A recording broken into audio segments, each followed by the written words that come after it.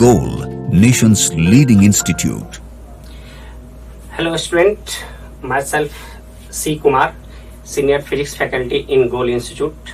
Today I am going to discuss the test paper conducted today itself. ये जो paper है physics का मैं डिस्कशन करूँ. There are two sections, section A and section B. जैसा कि यूजुअल प्रेडिक्शन था कि क्वेश्चन पेपर जो होंगे वो बैलेंस्ड होंगे और कंप्लीट सिलेबस का कवर होगा, वैसा ही है. क्वेश्चन बहुत ही बेसिक से है और बहुत इजी है. With respect to last year we can say that a little bit easier question. और 12th का पोर्शन का वेटेज अगर आप देखेंगे तो स्टिल मेंटेन है, ज्यादा है percentage with respect to 11th. तो सबसे फर्स्ट में एनालिसिस स्टार्ट करने से पहले मैं चाहूंगा कि आप दोनों सेक्शन में नंबर ऑफ क्वेश्चंस हम देखें, जो 12 से कितने पूछे गए हैं और 11 से कितने पूछे गए हैं. जो मेरे पास टेस्ट पेपर है बेटा, वो टेस्ट पेपर जो है टेस्ट कोड है R2. ये टेस्ट पेपर है R2, जिसको आप ध्यान से समझ लीजिए, जिससे कि आपको आंसर मैच करवाने में कोई दिक्कत नहीं होगा. ऑल द मैं क्वेश्चन लिखूंगा और उसका कंप्लीट एनालिसिस दूंगा. तो दो सेक्शन में क्वेश्चन पूछे गए हैं, जिसमें आपका सेक्शन ए है और इसमें टोटल नंबर ऑफ क्वेश्चन जो है, टोटल नंबर ऑफ क्वेश्चन जो इससे पूछे गए हैं वो 35 है. और इस 35 में से आपका 21 क्वेश्चन जो है फ्रॉम 12th से. तो आप देख सकते हैं कितना हैवी वेटेज है 12th का. और 14 क्वेश्चन जो है ये फ्रॉम 11th. ये 11th से 14 क्वेश्चन है. टोटल जो सेक्शन ए में क्वेश्चन है टोटल 35 है, जिसमें 21 question from 12th and 14 question from 11th. फिर अगर आप देखें बेटा सेक्शन बी, और इसमें टोटल नंबर ऑफ क्वेश्चन जो है ये आपका 15 है, जिसमें 9th क्वेश्चन फ्रॉम 12th है और 6 क्वेश्चन फ्रॉम 11th है. तो मैं स्टार्ट कर रहा हूं डिस्कशन. आपको क्वेश्चन का डिटेल मैंने बताया कि ये मैं फिजिक्स के बारे में बात कर रहा हूं. ये फिजिक्स पेपर है. Total number of question section A plus section B is 50, जिसमें सेक्शन ए में 35 क्वेश्चन है, 21 12 से और 14 11 से. और बी में बेटा टोटल नंबर ऑफ क्वेश्चन 15 है, 9 क्वेश्चन 12 से और 6 क्वेश्चन 11 से. तो चलिए हम स्टार्ट करते हैं. आप सभी लोग क्वेश्चन देखें. तो इस सेक्शन जो हम लोगों को कोड मिला है बेटा R2 कोड में, फर्स्ट क्वेश्चन जो है वो आपका 12th से है. क्या कहा रहा है ये देखिए ध्यान से. In half wave rectified if the input frequency is 60 hertz then the output frequency will be. ये थ्योरेटिकल क्वेश्चन है, कंप्लीट थ्योरेटिकल क्वेश्चन है. अगर आप देखेंगे तो यहाँ पे इनपुट और आउटपुट का रिलेशन हम लोग अच्छे से समझ सकते हैं बेटा. ये रहा आपका इनपुट सिग्नल का फ्रीक्वेंसी. ये इस तरह से होता है इनपुट सिग्नल, इसको आप इनपुट कह सकते हैं, ये टाइम. और जब हम आउटपुट हाफ वेव रेक्टिफाइड का देखते हैं तो हाफ वेव रेक्टिफाइड का आउटपुट किस तरह से होता है. ये रहा आपका आउटपुट. इसमें अगर आप देखेंगे तो ये फर्स्ट हाफ आपको आउटपुट मिलेंगे और फिर स्टॉप होगा, और फिर आपको सेकंड हाफ का मिलेगा और फिर स्टॉप होगा. मतलब अगर आप देखें तो ड्यूरेशन जो होगा इसका सेम रहता है. एक साइकिल और बढ़ा करके आपको दिखाऊं, पूरी तरह से आपको क्लियर हो जाएगा बेटा. यहां पे 0 है, ये रहा आपका T/2 और ये रहा T, यानी कि एक साइकिल का टाइम पीरियड. और फिर next cycle same to same इसी तरह से रिपीट करता है नेक्स्ट साइकिल भी. ये रहा. तो यहां पे भी आपका देखेंगे तो ये हो गया 2T. तो आप देखिए फ्रीक्वेंसी किसको कहते हैं, तो इनवर्स ऑफ टाइम पीरियड, इसी को हम लोग फ्रीक्वेंसी कह देंगे. ठीक है. तो इसका जो टाइम पीरियड है वो T है. ठीक है. और इसका भी टाइम पीरियड अगर आप देखेंगे तो यहां से वेव आपको मिलना शुरू हुआ और हाफ साइकिल तक मिलेगा और फिर वेव आपको नहीं मिलेगा, और फिर हाफ साइकिल मिलेगा और फिर हाफ साइकिल तक नहीं मिलेगा. तो इसका भी टाइम पीरियड अगर आप देखेंगे तो ये भी 0 रहा और ये T रहा और ये 2T रहा. मतलब आउटपुट सिग्नल का भी टाइम पीरियड आपका T ही है और इनपुट सिग्नल का भी टाइम पीरियड कितना है, T ही है. इसका मतलब दोनों का टाइम पीरियड सेम रहा तो फ्रीक्वेंसी अनचेंज्ड रह जाएगा, सेम रह जाएगा. और इसके बेसिस पे आप देख सकते हैं कि इनपुट का फ्रीक्वेंसी आपका कितना आ गया 60 हर्ट्ज, तो आउटपुट का भी फ्रीक्वेंसी कितना होना चाहिए 60 hertz. So this is the appropriate answer, ये आपका सही आंसर है। ठीक है, अब नेक्स्ट क्वेश्चन अगर आप देखें बेटा, तो नेक्स्ट क्वेश्चन जो है ये आपका 11th से है, और ये नेक्स्ट क्वेश्चन 11th बहुत ही सिंपल है। इसमें भी क्या कह रहा है आपसे कि the angular speed of flywheel moving with the uniform angular acceleration change from 1200 RPM, RPM revolution पर मिनट। इसका मतलब है कि ये ओमेगा हमें देगा आरपीएम, तो हम लोगों को ओमेगा इनिशियल मालूम है, ये होता है 2π/60 इंटू 1200, 2π/60 इंटू आरपीएम, इसी को हम लोग एंगुलर वेलोसिटी कहते हैं। ठीक है, और ओमेगा फाइनल जो है इसको अगर आप देखेंगे तो ओमेगा फाइनल जो है इसका वैल्यू भी 2π/60 इंटू आप देखेंगे फाइनल आरपीएम जो है 3120 है, तो इसको लिखेंगे तो 3120। तो ये जो ओमेगा का चेंज हुआ है वो कितने देर में हुआ है, तो क्वेश्चन के अकॉर्डिंग कह रहा है कि 16 सेकेंड में हुआ है, यानी कि टाइम जो आपको लगा है यहाँ पे डेल्टा टी टाइम में जो चेंज लगा है वो 16 सेकेंड है। तो एंगुलर एक्सेलेरेशन क्या होगा, तो एंगुलर एक्सेलेरेशन का क्या फॉर्मूला हम लोगों ने पढ़ा, alpha is equal to delta omega by delta T, change in angular velocity divide by change in time, इसी को हम लोग क्या कहते हैं एंगुलर एक्सेलेरेशन कहते हैं। तो इसके बेसिस पे अगर आप देखेंगे बेटा तो एंगुलर वेलोसिटी में चेंज हो जाएगा आपका 2π/16 इंटू 3120 माइनस 1200, टोटल में डिवाइड बाय कितना, आपका टोटल में डिवाइड बाय यहाँ पे 60 हो जाएगा और यहाँ हो गया 16 हो गया। ठीक है, और इसको अगर आप डिवाइड करेंगे तो आपको आंसर मिल जाएगा बेटा, इसका आंसर जो कैलकुलेशन करके आएगा वो 4π का वैल्यू के बराबर आएगा। वो सिंपल है, 4π इसको कैंसिल करेंगे सबको तो आपको कितना आ जाएगा 4π आ जाएगा। तो ये रहा इसका थर्ड ऑप्शन करेक्ट आंसर रहा। सो सिंपल कैलकुलेशन आप कर सकते हैं।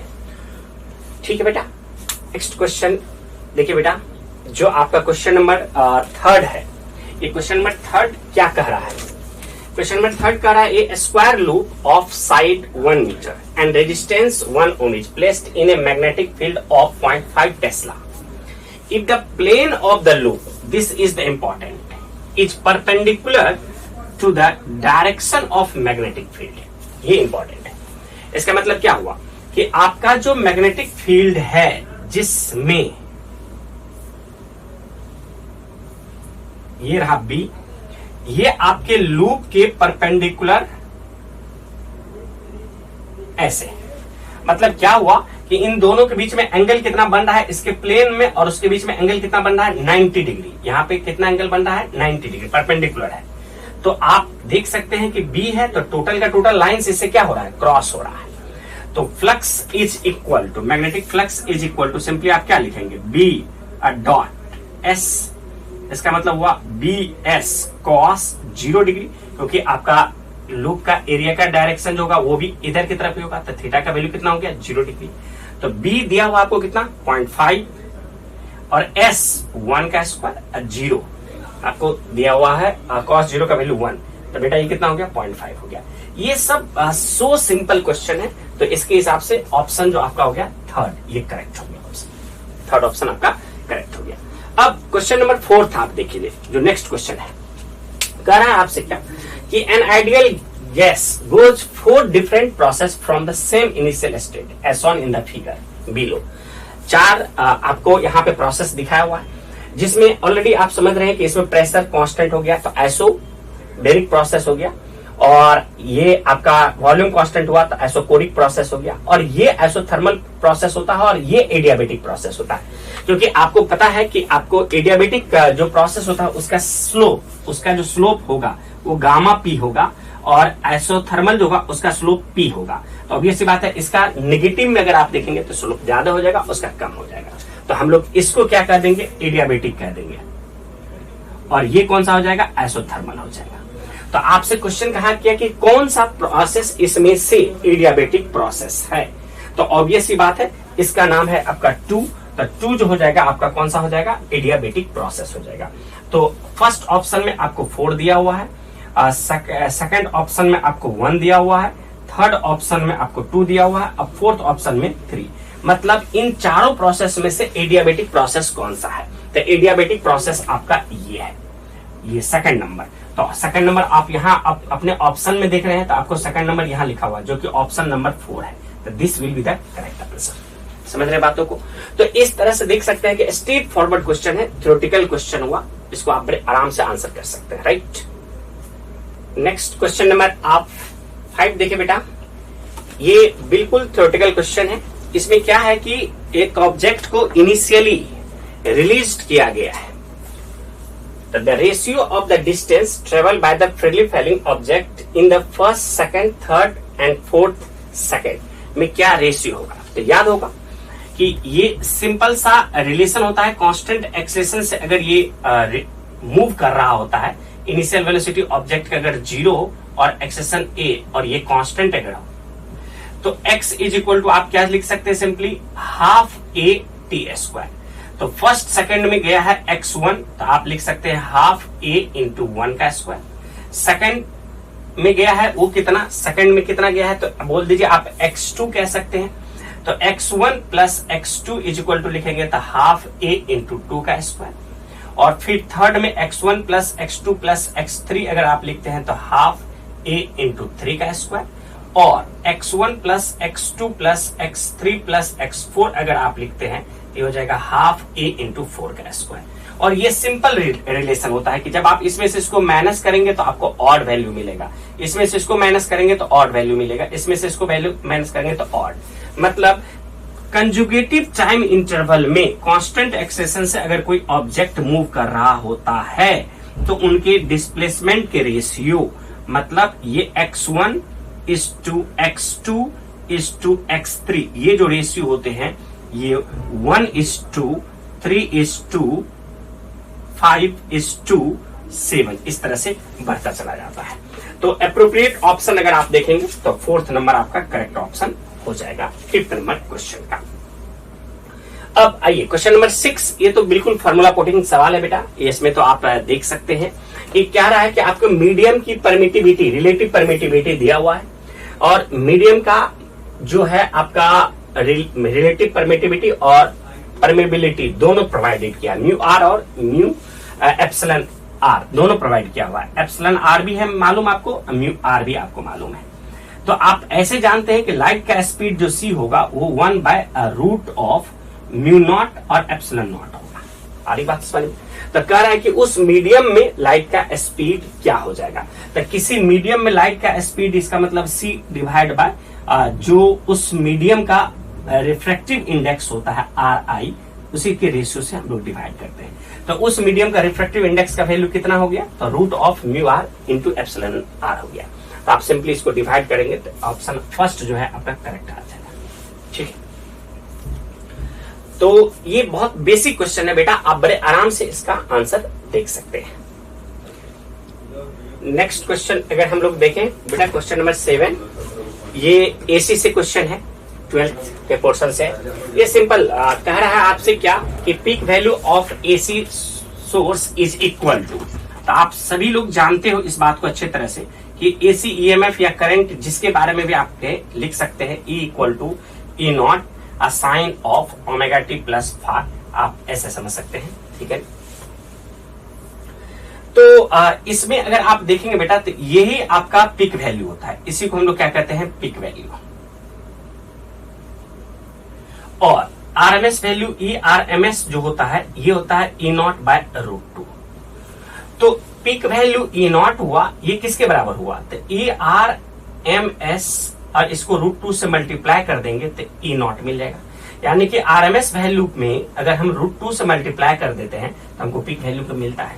और इसके हिसाब से अप्रोप्रिएट ऑप्शन अगर आप देख रहे हैं तो आपका फोर्थ नंबर अप्रोप्रिएट ऑप्शन है, √2 times the RMS value of the AC source. This is the correct answer.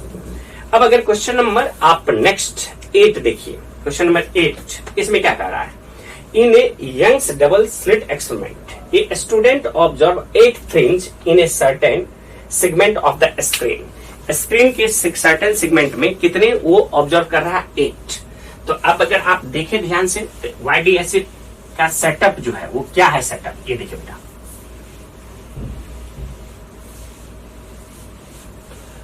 Young's double slit experiment में हमारा एक मेन सोर्स होता है और यहाँ पे दो स्लिट हम लोग फॉर्म करते हैं और यहाँ स्क्रीन होता है। तो यहां से वेव ऐसे जा करके इस तरह से ऐसे जाता है और यहां से ऐसे करते हुए ऐसे। तो ये लाइन हमारा सेंट्रल लाइन है। तो सर्टेन लेंथ जो इसका प्रोवाइड किया हुआ है स्क्रीन पे, सर्टेन लेंथ, इसमें 8 फ्रिंज पैटर्न ऑब्जर्व किया गया। कब? जब इसमें वेवलेंथ जो यूज हुआ है λ1 वो 600 नैनोमीटर। ठीक है, तो कह रहा है कि जब हम इस वेवलेंथ को चेंज करके 400 नैनोमीटर यूज करेंगे तो इसी लेंथ में कितना हमारा पैटर्न ऑब्जर्व होगा। क्लियर है? तो बेटा आप इस लेंथ को आप कह सकते हो x और इसमें कितने फ्रिंज विड्थ हुए हैं आप काउंट कर सकते हो। टोटल नंबर ऑफ 8 है। तो x is equal to 8 into λ1d by 2d। ये हो गया, क्योंकि फ्रिंज विड्थ का फॉर्मूला आपने पढ़ा होगा λd बाई 2d, इस तरह से। तो अब नेक्स्ट के लिए भी तो उतना ही सेपरेशन लेना है। 8x वाला जो है ये इतना ही सेपरेशन नेक्स्ट के लिए भी लेना है। मतलब अगर मैं आपको दिखाऊं तो फिर एक एक्सपेरिमेंट करके दिखाऊं यहाँ पे, तो देखो बेटा ये इस तरह से कुछ ऐसा रहा और इस बार जो सोर्स है ये इसका वेवलेंथ λ2 जो कि 400 यूज्ड है और इस तरह से ऐसे। तो आप यहां पे जो लेंथ ले रहे हैं इसका वैल्यू भी x, तो इसमें कितना number of pattern fringe pattern बना होगा वो नहीं मालूम, तो आप कह दो उसे n कह दो।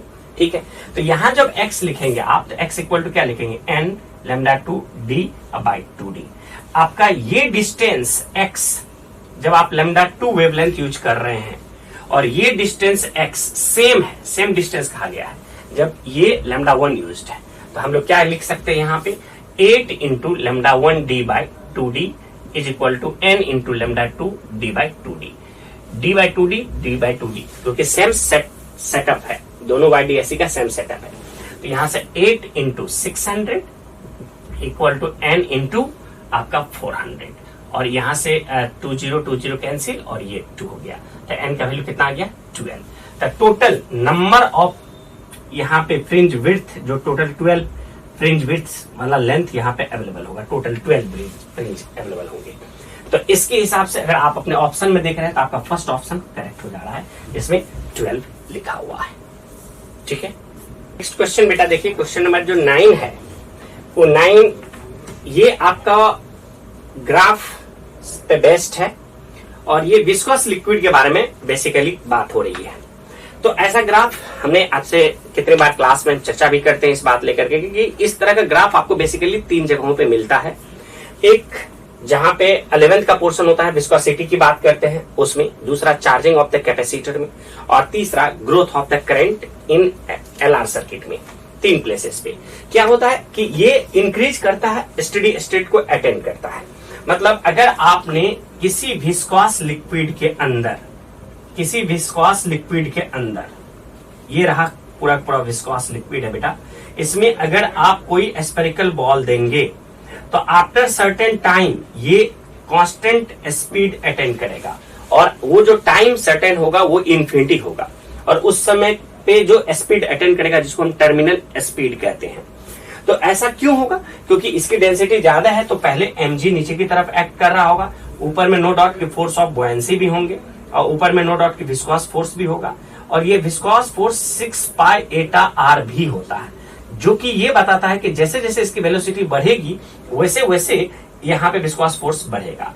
तो नीचे में mg डोमिनेंट होने की वजह से ये एक्सेलरेटेड डाउनवर्ड होगा और जब तक इसके पास एक्सेलरेशन रहेगा तब तक इसकी वेलोसिटी बढ़ेगी और वेलोसिटी बढ़ने से विस्कोस फोर्स बढ़ने लगेगा। तो एक ऐसा मोमेंट और एक टाइम जरूर होगा जिस समय में फोर्स ऑफ बुयांसी और विस्कोस फोर्स दोनों मिल करके mg को कंट्रोल कर लेगा, बैलेंस कर लेगा और जिस इंस्टेंट पे ऐसी बातें होगी उस इंस्टेंट पे जो वेलोसिटी एक्वायर कर रहा होगा, ऑब्जेक्ट किया होगा, उस स्पीड से वो कांस्टेंट वे में मूव करता हुआ चला जाएगा।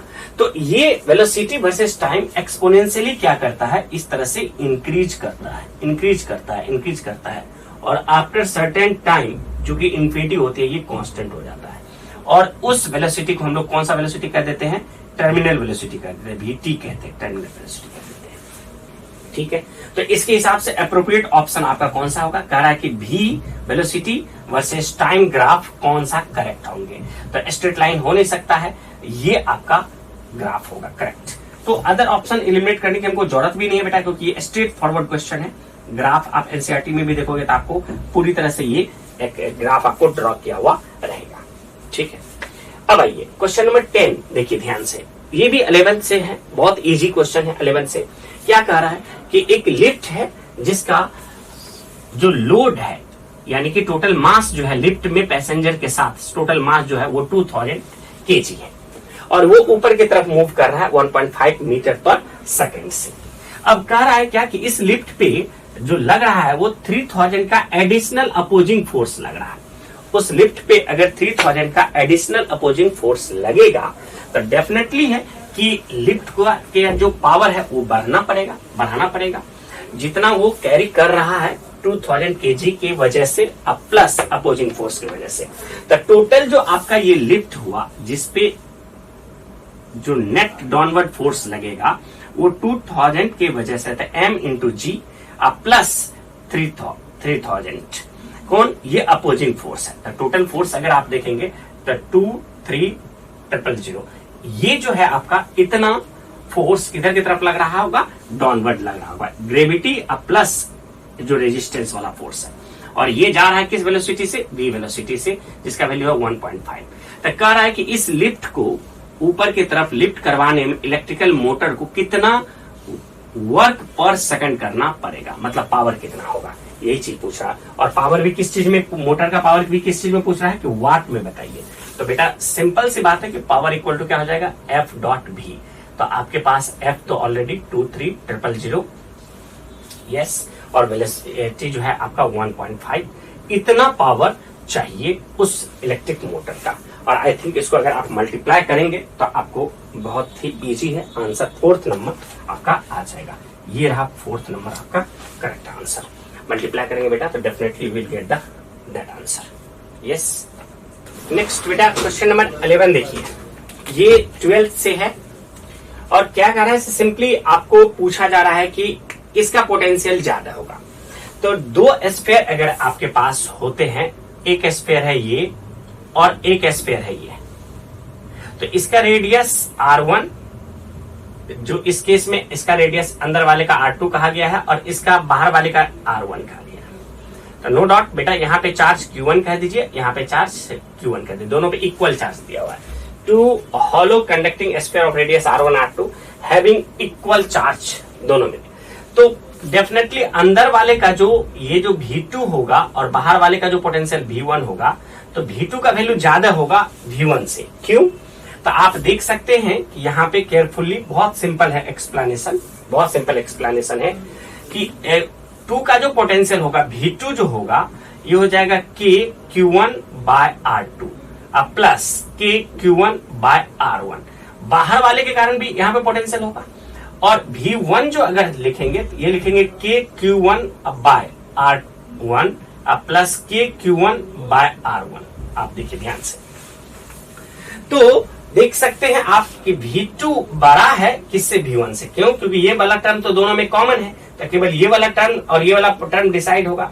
तो R2 छोटा है और R1 बड़ा है, तो R1 बड़ा हो जाएगा तो V1 छोटा हो जाएगा और V2 बड़ा हो जाएगा। तो नो डाउट कि इनसाइड जो स्फीयर होता है उसकी पोटेंशियल हायर होती है, और ये स्ट्रिक्टली थ्योरी में मेंशन में करवाता हूं कि अंदर वाला जो पोटेंशियल होगा बेटा ये हाई पोटेंशियल होगा बाहर वाला, और साथ में ये जो पोटेंशियल डिफरेंस है ये इसी अंदर वाला जो चार्ज है उसी पे डिपेंडेंट होता है, इसको बाहर वाले चार्ज से कोई मतलब नहीं होता है। तो क्या कहा जाए कि मोर ऑन स्मॉलर स्फीयर, जो छोटे स्फीयर होंगे अंदर होगा उसका पोटेंशियल क्या होगा? हायर होगा। तो इसका अप्रोप्रिएट ऑप्शन कौन सा हो जाएगा? 3rd नंबर इसका अप्रोप्रिएट ऑप्शन हो जाएगा। अब आइए क्वेश्चन नंबर 12 आप देखिए, ये आपका किसके वर्सेस किसका ग्राफ है? डिस्प्लेसमेंट वर्सेस आपका टाइम का ग्राफ है। ये किसका वर्सेस किसका ग्राफ है? डिस्प्लेसमेंट वर्सेस टाइम का ग्राफ है। और आपसे क्या पूछ रहा है? आपसे पूछ रहा है कि इसका जो वेलोसिटी होगा V1 और इसका जो वेलोसिटी होगा V2, इसका रेशियो क्या होगा? तो बेटा V1 जो होगा ये हो गया slope on displacement versus time graph, time. इस पे जो स्लोप होगा ये स्लोप ही आपको वेलोसिटी देगा। तो V1 को अगर हम लोग लिखेंगे तो tan 30 डिग्री लिख देंगे, और V2 को लिखेंगे तो tan 45 डिग्री लिख देंगे। और दोनों का रेशियो अगर V1 बाय V2 अगर आप लिखते हैं तो नो डाउट कि tan 30 degree divide by tan 45 degree हो गया, और 30 डिग्री का वैल्यू 1/√3 हो गया, और 45 डिग्री का वैल्यू आप अच्छे तरह से समझ रहे हैं तो 1 हो गया। तो उसके हिसाब से अगर आप ऑप्शन में देखेंगे तो आपके ऑप्शन फर्स्ट जो है वो करेक्ट हो जाएंगे, क्योंकि फर्स्ट वाले ऑप्शन में क्या दिया हुआ है, 1:3 दिया हुआ है।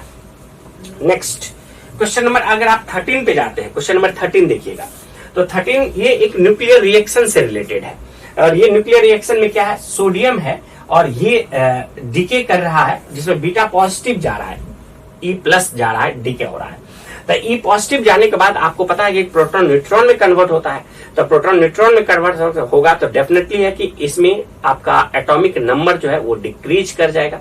तो एटॉमिक नंबर डिक्रीज 1 से करेगा, क्योंकि एक ही बीटा पॉजिटिव गया है। तो आपका 10 में से 1 घटेगा तो कितना, 11 में से 1 घटेगा तो कितना हो जाएगा बेटा, 10। तो 10 अगर आप देख रहे हैं तो आपके पास यहाँ पे 4th नंबर जो है नियोन है, और मास नंबर में कोई चेंज नहीं होता है, बीटा डीके पे मास नंबर में कोई चेंज नहीं होता है। तो आपका एप्रोप्रिएट ऑप्शन कौन सा हो जाएगा कि X जो हो गया, X जो एलिमेंट बनेगा वो नियोन Ne10 और 22 वाला ये फॉर्म होगा। समझ रहे बातों को, बीटा पॉजिटिव डीके होने से एटॉमिक नंबर जो होता है, एक प्रोटॉन न्यूट्रॉन में कन्वर्ट होता है, एटॉमिक नंबर जो होता है वो 1 से डिक्रीज करता है, और मास नंबर में कोई फर्क नहीं पड़ता है। ठीक है, तो ये सिंपल क्वेश्चन है, किया जा सकता है। नेक्स्ट क्वेश्चन बेटा, क्वेश्चन नंबर 14, ये क्वेश्चन आपका रोटेशन से है। देखिए रोटेशन से बच्चे कितने ज्यादा डरते हैं, और क्वेश्चन क्या पूछ रहा है, सिंपल मोमेंट ऑफ इनर्शिया पे क्वेश्चन बेस्ड है। कह रहा है एक डिस्क है जिसका रेडियस ऑफ गायरेशन आपको फाइंड आउट करना है, और उसका रेशियो निकालना है। बेसिकली ये कौन कौन सा एक्सेस है जो उसके सेंटर से पास हो रहा है और उसके प्लेन के परपेंडिकुलर है। इसका मास m और रेडियस r, तो इसको हम लोग a और b कह सकते हैं। तो IAB बेटा अच्छी तरह से आप जानते हो कि mr²/2 होता है। तो इसका रेडियस ऑफ गायरेशन RAB अगर लिखते हैं तो ये हो गया r/√2। क्यों? क्योंकि हम लोग इसमें मास से रिमूव कर देते हैं, हटा देते हैं, जो रिमेनिंग आया उसका रूट ले लेते हैं। यस, अब कह रहा है कि दूसरा इसके डायमीटर के अलोंग, मतलब अगर हम इसका डायमीटर बनाना चाहते हैं इस डिस्क का, ये रहा आपका डायमीटर, जिसको आप कह सकते हो बड़े इजी वे में C और D। तो मोमेंट ऑफ इनर्शिया अगर आप CD के अक्रॉस देखते हैं तो ये हो गया mr²/4। अगर आप रेडियस ऑफ गायरेशन CD के अक्रॉस देखना चाहते हैं तो ये हो गया r/2। अब बेसिकली इन्हीं दोनों रेडियस ऑफ गायरेशन का रेशियो आपको चाहिए, तो RAB डिवाइड बाय RCD करना है आपको। तो आप क्या लिखेंगे, RAB divide by RCD means r/√2 into 2 by r, क्योंकि ये आपका सिंपल r और r कैंसिल हो गया और ये कैंसिल होकर के √2। तो रेशियो क्या हो गया बेटा, √2/1, यानी कि √2:1। तो एप्रोप्रिएट ऑप्शन अगर आप देखेंगे तो 3rd जो है आपका एप्रोप्रिएट ऑप्शन इसमें बन रहा है। अब आइए, जो सॉफ्ट बबल है वो कह रहा है कि एक्सपेंशन में गया है। सॉफ्ट बबल जो नेक्स्ट क्वेश्चन आपका क्वेश्चन नंबर 15 है, ये भी आपका 11th से है, और आप देखिए कि ये कह रहा है कि एक्सपेंशन में गया है। तो नॉर्मली एक्सपेंशन में अगर ये जाता है तो आइसोथर्मली हम लोग इसको मानते हैं। तो बेसिकली क्या हो गया कि P भी इक्वल टू आपका कांस्टेंट हो गया। तो अगर आप देखेंगे तो V या P inversely proportional to V volume. तो वॉल्यूम अगर आपका बढ़ेगा तो प्रेशर डेफिनेटली क्या करेगा, डिक्रीज करेगा। तो एप्रोप्रिएट ऑप्शन अगर आप देखेंगे तो 2nd नंबर हो गया आपका एप्रोप्रिएट ऑप्शन, डिक्रीजिंग 2nd में लिखा हुआ है। क्वेश्चन का जो बात है बेटा वो बहुत ही ज्यादा थ्योरेटिकल है, इसमें कोई न्यूमेरिकल डेटा ज्यादा है नहीं, इसलिए आप बड़े आराम से स्ट्रेट फॉरवर्ड टिक लगा सकते हैं। ठीक है बेटा, क्वेश्चन नंबर 16, नेक्स्ट क्वेश्चन देखिए। क्वेश्चन नंबर 16 जो है ये आपका 11th से है और कंजर्वेशन ऑफ मोमेंटम पे बेस्ड है। बेसिकली क्या कह रहा है कि एक मास है जो इनिशियली एट रेस्ट में, और ये मास जो ब्रेक हुआ वो 3 फ्रेगमेंट में ब्रेक हुआ, 3 पार्ट में। उनका रेशियो मासेस का क्या है, 2:2:1। तो क्या तरीका बताया था आपको कि आप देखेंगे कि ये जो मासेस हैं, जितना रेशियो में सबको आप ऐड कर दीजिए, सिंपली बहुत सिंपल। तो 2 + 2 कितना हो गया, 5।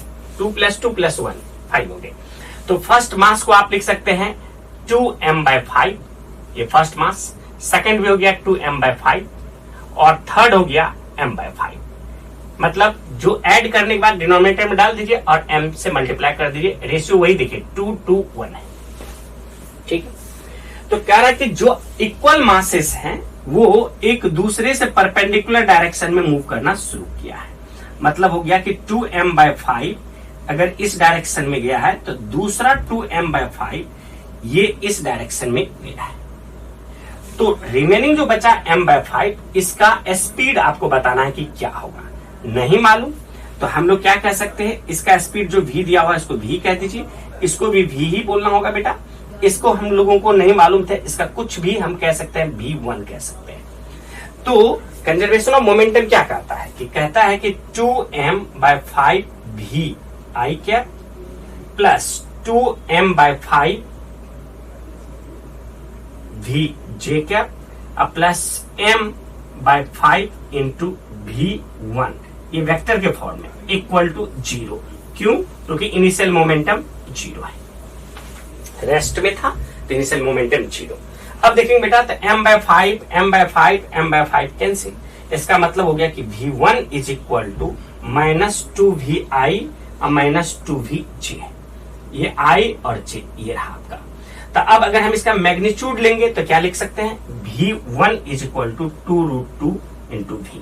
This is the speed of third mass जो कि अनइक्वल है, m/5 है। इसका स्पीड हो गया 2√2v।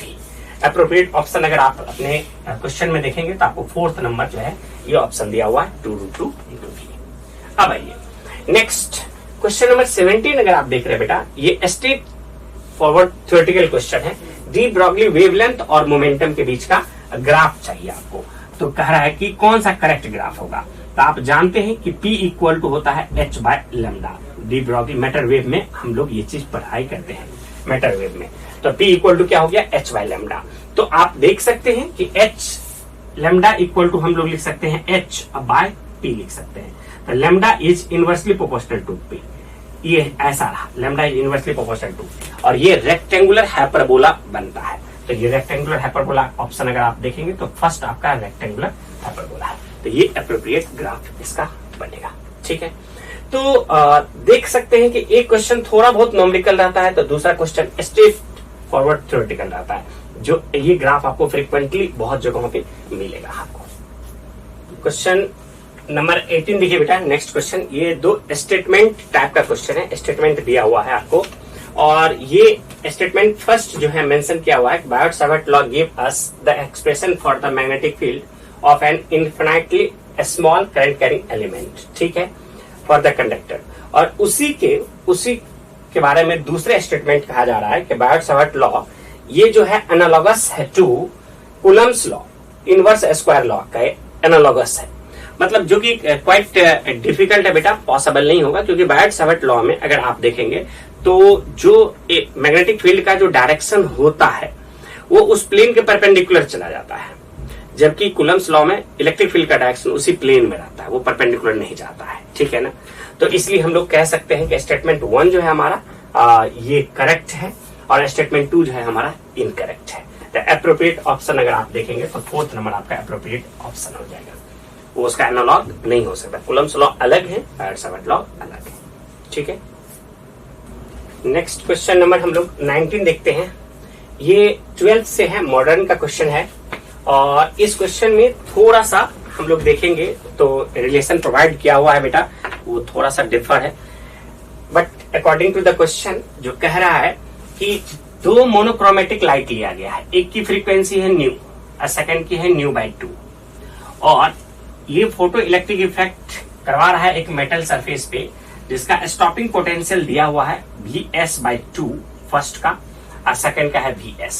मतलब अगर हम लोग लिखेंगे तो E into minus Vs/2 equal to H nu minus φ0। ये आपका फर्स्ट कंडीशन के हिसाब से है, यानी कि ऐसा मोनोक्रोमेटिक लाइट जिसकी फ्रीक्वेंसी न्यू है, उसका स्टॉपिंग पोटेंशियल Vs/2 है, और φ0 है वर्क फंक्शन उस मेटल सरफेस का। तो जब हम फ्रीक्वेंसी चेंज करेंगे तो स्टॉपिंग पोटेंशियल भी चेंज होगा, जाहिर सी बात है। तो हम लोग लिखेंगे -E into Vs equal to हो जाएगा H न्यू/2 माइनस φ0। ये रहा हमारा सेकंड कंडीशन। अब आपसे कह रहा है कि थ्रेशोल्ड फ्रीक्वेंसी बताइए। तो इस सबसे पहली बात, इन दोनों को डिवाइड कर दिया जाए बेटा। तो अगर डिवाइड आप करोगे तो आपको 1/2 इक्वल टू मिलेगा h nu minus phi naught by h nu by 2 minus phi naught. ठीक है, क्रॉस मल्टीप्लाई भी आप कर सकते हैं इसमें। तो h nu by 2 minus phi naught is equal to 2h nu minus 2 phi naught. क्यों नहीं इसको इस साइड भेज दिया जाए और इसको उस साइड भेज दिया जाए, तो आपको क्या मिल जाएगा बेटा, phi naught is equal to 3h nu by 2। और फाइ नॉट बाय h इसी को हम लोग थ्रेशोल्ड फ्रीक्वेंसी भी कहते हैं, जो कि 3 न्यू बाय 2 हो गया। तो यही रहा आपका थ्रेशोल्ड फ्रीक्वेंसी इस पार्टिकुलर मटेरियल के लिए। जाहिर सी बात है, ये थ्रेशोल्ड फ्रीक्वेंसी आप देख सकते हैं कि 3 न्यू बाय 2 है, मतलब जो इंसिडेंट फ्रीक्वेंसी है उससे ज्यादा है। तो फोटोइलेक्ट्रिक इफेक्ट कभी भी नहीं पॉसिबल है, नहीं होना चाहिए था। बट आपके ऑप्शन में प्रोवाइड करना है मुझे थ्रेशोल्ड फ्रीक्वेंसी कौन होगा according to this situation. According to this situation the appropriate option will be, question जो 19 है उसका एप्रोप्रिएट ऑप्शन फर्स्ट आपका करेक्ट हो जाएगा। और जैसा कि मैं हमेशा बता रहा हूं आपको, ध्यान से आप देख ही रहे कि एक क्वेश्चन नॉमेरिकल थोड़ा सा होता है तो दूसरा थ्योरेटिकल आ जाता है। तो देख सकते हैं सेकंड क्वेश्चन बिल्कुल थ्योरेटिकल है कि हम टेम्परेचर बढ़ाते हैं तो कंडक्टर और सेमीकंडक्टर में के रेजिस्टिविटी रेजिस्टेंस पे क्या फर्क पड़ता है। तो टेम्परेचर जब हम बढ़ाते हैं तो कंडक्टर का रेजिस्टेंस बढ़ता है और सेमीकंडक्टर का रेजिस्टेंस घटता है। तो एप्रोप्रिएट ऑप्शन अगर आप देखेंगे तो increase the resistance of conductor and decrease the resistance of semiconductor if we increase the temperature. Temperature बढ़ाएंगे तो ये 4th नंबर हमारा एप्रोप्रिएट ऑप्शन हो जाएगा। ठीक है, एक नॉमेरिकल तो दूसरा थ्योरेटिकल क्वेश्चन। नेक्स्ट क्वेश्चन अगर हम लोग देखें, क्वेश्चन नंबर 21, ये आपका 12th से करंट इलेक्ट्रिसिटी टॉपिक से है क्वेश्चन। और इसमें सिंपली पूछा क्या गया है कि आपको करंट डेंसिटी बताना है। तो J equal to sigma into E होता है। ठीक है, तो आप जानते हैं कि सिग्मा को हम लोग 1/ρ लिख सकते हैं इंटू E, और 1/ρ को रेजिस्टेंस से जोड़ सकते हैं कि ρL/A होता है। तो इट मीन्स 1/ρ इक्वल टू आप लिख सकते हैं L/R into A। 1/ρ equal to L/R into A। तो यहाँ पे पुट कर दिया जाए तो J इक्वल टू आप देखेंगे तो L/R into A into E। अब सारा वैल्यू आपको दिया हुआ, लेंथ प्रोवाइडेड है कि 10 मीटर है, यही रहा आपका L दे दिया है, और E इलेक्ट्रिक फील्ड आपको प्रोवाइडेड है 10 है, और आप रेजिस्टेंस भी आपको प्रोवाइडेड है कि ये R है रेजिस्टेंस, और एरिया तो रेडियस आपको दे दिया गया है। अगर आप एरिया लिखेंगे तो πr² लिख सकते हैं। तो सारे वैल्यू यहाँ पे पुट कर दिया जाए तो length is your 10, electric field is 10, radius resistance R ये रेजिस्टेंस है बेटा, नॉट रेडियस है। तो R ये रेजिस्टेंस जिसको हम लोग 10 लिखेंगे, और A मतलब एरिया है, तो एरिया को हम लोग लिखेंगे पाई, और R² 10⁻⁴ बाय पाई। ये और ये कैंसिल हो गया और एक से एक कैंसिल हो गया, ये ऊपर चला जाएगा। तो 10⁵ ampere per metre square, ampere per metre square. यही रहा आपका करंट डेंसिटी, जो कि फर्स्ट ऑप्शन दिया हुआ है, आप इसमें टिक लगा सकते हैं।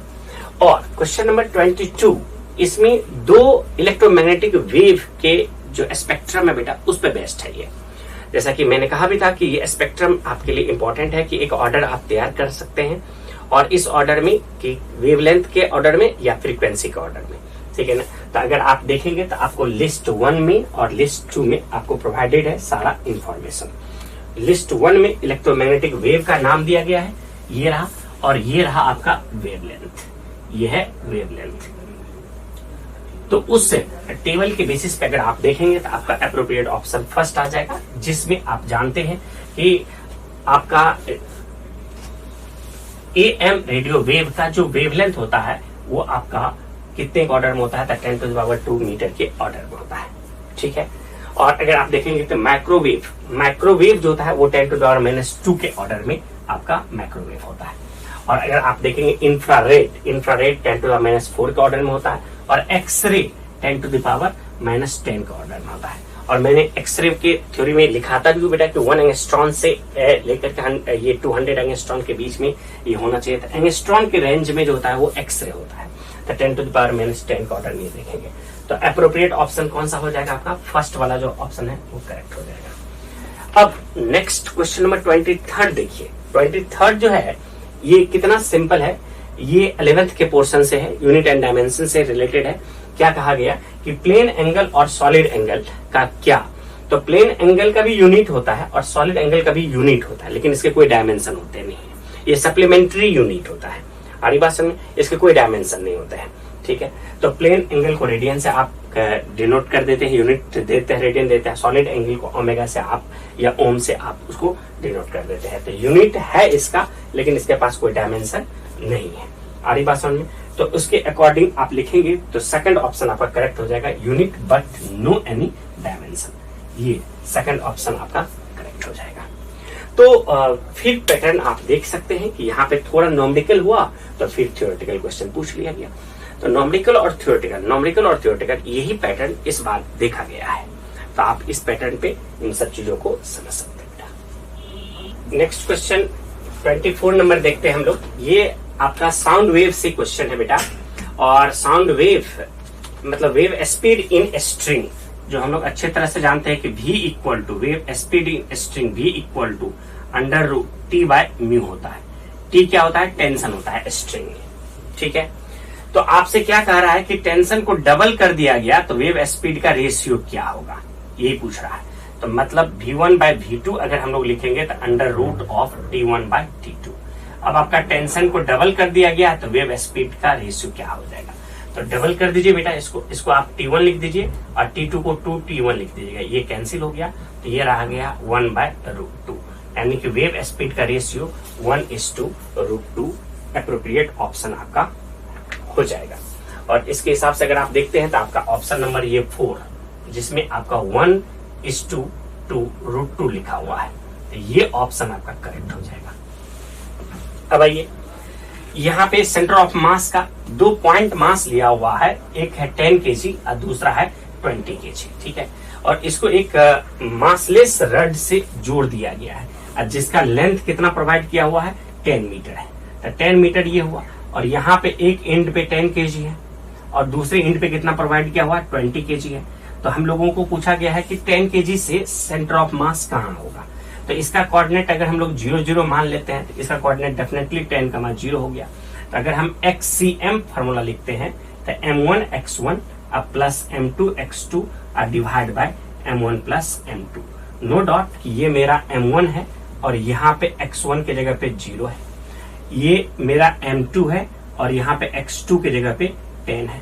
तो अगर हम लोग रखेंगे तो क्या हो जाएगा? 0 into 10 plus 10 into 20 divide by 10 plus 20। अगर हम इसे सिंप्लीफाई करेंगे तो XCM का वैल्यू कितना हो जाएगा ऊपर में बेटा?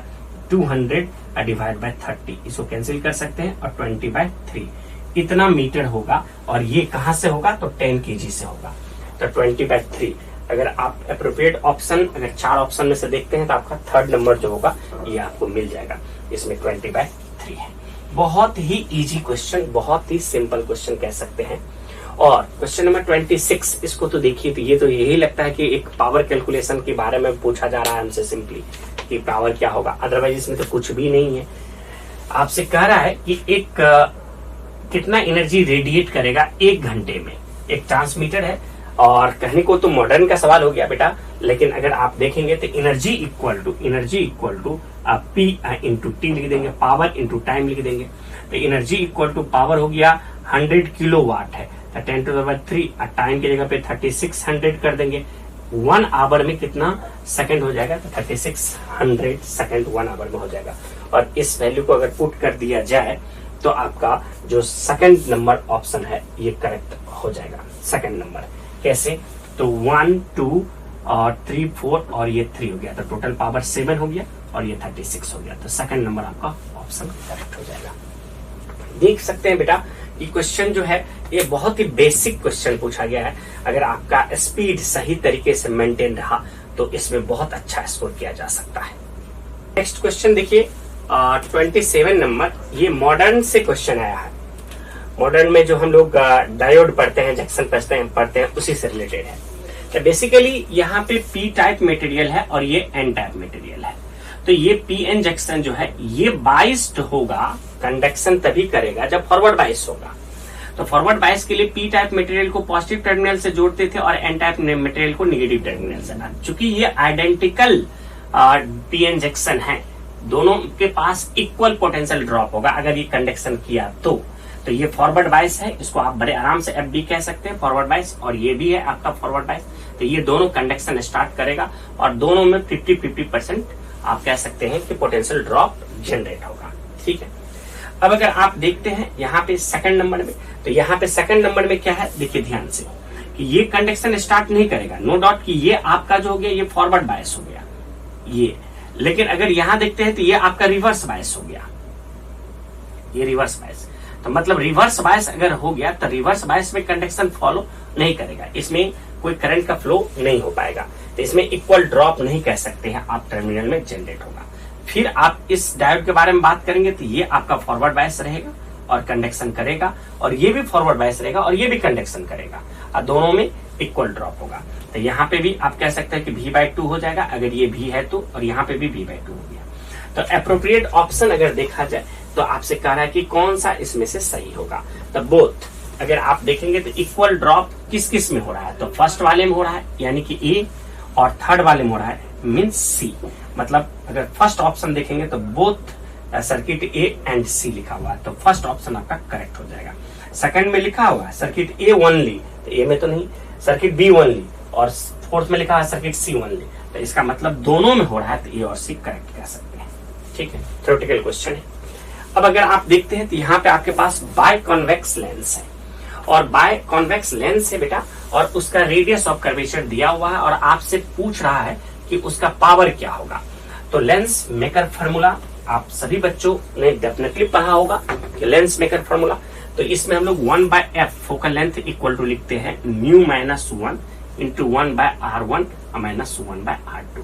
चूंकि बाय कॉन्वेक्स लेंस है तो दोनों में ऑब्वियस सी बात है आपका रेडियस सेम लिखा है, इक्वी भी बोल दिया गया है, तो आप यहाँ पे लिखेंगे 1/f, म्यू हो गया 1.5 माइनस 1, और ये रहा 1/0.2, क्योंकि 20 सेंटीमीटर है, इसको मीटर में कन्वर्ट कर लीजिए क्योंकि पावर आपको लेना है, तो फोकल लेंथ जो होना चाहिए वो मीटर में आपका अवेलेबल होना चाहिए, तो सेंटीमीटर को मीटर में कन्वर्ट कर दिया, माइनस 1/माइनस ऑफ 0.2। क्यों? क्योंकि अगर आप देखें बाय कॉन्वेक्स लेंस है तो इधर की तरफ अगर ये R1 हमारा पॉजिटिव होगा तो R2 क्या होगा, नेगेटिव होगा, तो ये चीज है। तो क्या लिखा जा सकता है कि 1/f इज इक्वल टू 0.5, इस दोनों में से माइनस हुआ, और ये हो जाएगा इंटू 2 डिवाइड बाय 0.2, क्योंकि ये माइनस और माइनस प्लस हो जाएगा, ये और ये कैंसिल हो गया और ये और ये कैंसिल हो गया, तो 1/f का वैल्यू 5 हुआ, और 1/f ही बेटा पावर होता है, तो पावर इक्वल टू 5। अब पावर का यूनिट क्या होता है, डायोप्टर, इसको प्लस कह सकते हैं पॉजिटिव आया, तो एप्रोप्रिएट ऑप्शन अगर आप देखेंगे तो फोर्थ नंबर आपका करेक्ट ऑप्शन इसमें दिया हुआ है। ठीक है, अब आपसे जो नेक्स्ट क्वेश्चन है बेटा, वो नेक्स्ट क्वेश्चन नंबर 29, ये कहा कि किसी पार्टिकुलर पॉइंट पे स्पेस में, किसी पार्टिकुलर पॉइंट पे आपको ग्रेविटेशनल फोर्स एक्सपीरियंस किया, एक मास जो 60 ग्राम का है, वो कितना एक्सपीरियंस किया, तो 3 न्यूटन फोर्स एक्सपीरियंस किया। तो फोर्स अगर आप देखेंगे तो इसको सिंपली लिख सकते हैं m into EG, gravitational field strength लिख सकते हैं यही। तो फोर्स है आपका 3 न्यूटन और ये मास है 60 ग्राम, इसको कहेंगे तो 10⁻³ kg हो जाएगा, ये हो जाएगा EG। EG का मतलब हुआ ग्रेविटेशनल फील्ड स्ट्रेंथ उस पार्टिकुलर पॉइंट पे, तो 3 डिवाइड बाय 60 इंटू 10⁻³ करेंगे, तो इसको यहां से करेंगे तो बेटा कितना हो जाएगा 20, और ये ऊपर चला जाएगा 10⁻³ डिवाइड बाय 20, 10⁻³ डिवाइड बाय 20 अगर आप करेंगे कैलकुलेशन तो 1000 divide by 20, I think 50 Newton पर केजी के अराउंड में आना चाहिए। यस, ये 50 न्यूटन पर केजी के अराउंड में, थर्ड ऑप्शन आपका दिया हुआ है, करेक्ट हो गया। ठीक है, रिपीट करने की जरूरत नहीं है, आप खुद फील कर सकते हैं ये क्वेश्चन और इसके एक्सप्लेनेशन में क्या है, कितनी सिंपल है। नेक्स्ट क्वेश्चन नंबर 30 देखिए, ये थ्योरेटिकल क्वेश्चन है, इलेक्ट्रिक फील्ड लाइंस और इक्विपोटेंशियल सरफेस के बीच का रिलेशन पूछा जा रहा है कि क्या एंगल होगा। तो हम सब लोग जानते हैं इलेक्ट्रिक फील्ड लाइंस के परपेंडिकुलर डायरेक्शन में इक्विपोटेंशियल सरफेस होता है। ये रहा आपका इलेक्ट्रिक फील्ड लाइंस, इसके परपेंडिकुलर डायरेक्शन में इक्विपोटेंशियल होगा। मतलब इन सारे पॉइंट का पोटेंशियल इक्वल होता है, सारे पॉइंट का पोटेंशियल इक्वल होता है परपेंडिकुलर डायरेक्शन में। ये सारे पॉइंट का पोटेंशियल इक्वल होगा। अगर ये V1 होगा तो ये भी V1 होगा और ये भी V1 होगा। इसको V2 कहेंगे तो ये भी V2 कहेंगे, इसको V2 कहेंगे। यस, तो एंगल कितना होना चाहिए? तो 90 डिग्री। थ्योरेटिकल है। अब आइए, तो कह रहा है कि दो रेजिस्टेंस है, एक का वैल्यू है 100 ओम और दूसरे का है 200 ओम और ये लोग पैरेलल में कनेक्टेड है। तो कह रहा है कि पावर का क्या रेशियो होगा, इलेक्ट्रिकल पावर का रेशियो क्या होगा। तो रेजिस्टेंस जब पैरेलल में कनेक्टेड हो तो पोटेंशियल ड्रॉप दोनों का सेम रहेगा, तो V²/R कह सकते हैं आप। यहां से पावर P1/P2 अगर आप लिखेंगे तो ये हो जाएगा R2/R1। नो डाउट कि 200 अब बाय 100 करेंगे तो आपका रेशियो पावर P1:P2 क्या हो जाएगा? सिंपली 2:1 रेशियो हो जाएगा। तो एप्रोप्रिएट ऑप्शन अगर आप देखेंगे तो थर्ड नंबर आपका एप्रोप्रिएट ऑप्शन हो जाएगा। ठीक है, नेक्स्ट देखिए क्या कह रहा है कि आपका एक ग्लास है, ये रहा बेटा ग्लास, और इसके इस इंटरफेस पे एक लाइट इंसिडेंट किया जा रहा है जो कि 60 डिग्री पे किया जा रहा है। तो जो रे रिफ्रैक्ट हुआ है, यानी कि ये जो रे रिफ्रैक्ट हुआ है और जो रिफ्लेक्ट हुआ है, इनके बीच का एंगल पूछ रहा है। तो हम लोग नॉर्मल के साथ ये कितना एंगल बनाएगा? तो नॉर्मल के साथ R बोल देते हैं। इसका रिफ्रैक्टिव इंडेक्स म्यू दिया हुआ है ग्लास का √3। तो यहाँ पे लॉ ऑफ रिफ्रैक्शन एक बार आप लगाइए, लॉ ऑफ रिफ्रैक्शन। तो लॉ ऑफ रिफ्रैक्शन अगर हम लगाएंगे तो हमको क्या मिलेगा? ये आप देखिए ध्यान से, सिंपल है। μ1 sin I equal to μ2 sin R, उसी रिलेशन पे हम लोग उसको लगाएंगे। तो 1 into sine of 60 degree equal to √3 into sine of R। मतलब इधर का रिफ्रैक्टिव इंडेक्स हमको मालूम हो गया तो R मुझे मिल जाएगा। क्या मिलेगा यहाँ से? √3/2 इक्वल टू लिखेंगे तो √3 इंटू साइन R। ये और ये कैंसिल, तो R का वैल्यू 30 डिग्री हो जाएगा, क्योंकि साइन R का वैल्यू 1/2 तो R का वैल्यू 30 डिग्री। अब आप देख सकते हैं बेटा, अगर ये एंगल आपका 30 डिग्री अवेलेबल है तो नॉर्मल से जितना एंगल इंसिडेंट होगा उतना ही एंगल पे रिफ्लेक्ट भी होगा, तो ये भी 60 डिग्री होगा। ये है आपका रिफ्लेक्टेड रे और ये है आपका रिफ्रैक्टेड रे। कह रहा है कि इन्हीं दोनों के बीच का एंगल बताइए। तो जब ये एंगल मुझे 30 डिग्री मिल गया है और ये 60 डिग्री मिल गया है तो एक लाइन पे टोटल 180 डिग्री होगा, तो ये एंगल का वैल्यू कितना होना चाहिए? 90 डिग्री होना चाहिए। तो अप्रोप्रिएट ऑप्शन कौन सा हो गया? ये 4th नंबर आपका करेक्ट ऑप्शन हो गया। रिफ्रैक्टेड रे और रिफ्लेक्टेड रे के बीच में एंगल कितना हो गया? तो 90 डिग्री हो गया।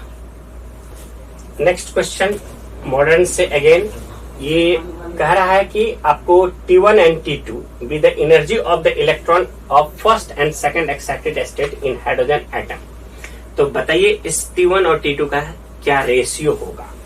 तो ये T1 जो है यही हमारा एनर्जी है E1, जो -13.6 Z²/n² इलेक्ट्रॉन वोल्ट में होता था। याद होगा ये एक्सप्रेशन। तो यहाँ पे मेन बात है कि फर्स्ट एक्साइटेड स्टेट और सेकंड एक्साइटेड स्टेट के लिए N1 और N2 का वैल्यू लेंगे कितना? तो N1 का वैल्यू हो गया 2, ये फर्स्ट एक्साइटेड स्टेट, और N2 का वैल्यू हो गया 3, ये सेकंड एक्साइटेड स्टेट। तो अगर आप देखेंगे तो E directly proportional to 1/n² कह सकते हैं। तो आप लिखेंगे E1/E2 इज इक्वल टू हो जाएगा N2/N1 का स्क्वायर, मीन्स 3/2 का स्क्वायर, जो कि 9/4 हो गया। तो एप्रोप्रिएट ऑप्शन आपका फर्स्ट बन जाएगा। अब आइए, अब आपसे कह रहा है कि एक लॉन्ग सोलोनॉइड है, ठीक है, और उसमें उसका रेडियस भी आपको प्रोवाइडेड है 1 mm, और उसमें 100 टर्न पर मिलीमीटर। द पॉइंट ये इंपॉर्टेंट है कि 100 टर्न पर मिलीमीटर है, और उसमें करंट गया कितना है? 1 एम्पियर। तो आपसे कह रहा है कि उसके अंदर मैग्नेटिक फील्ड क्या होगा? तो सोलोनॉइड के अंदर जो मैग्नेटिक फील्ड होता है वो होता है μ0 n × I होता है। तो μ0 का वैल्यू आप अच्छी तरह से जानते हैं कि 4π × 10⁻⁷, और n है number of turn per unit length. तो आपका 100 टर्न है 1 मिलीमीटर में।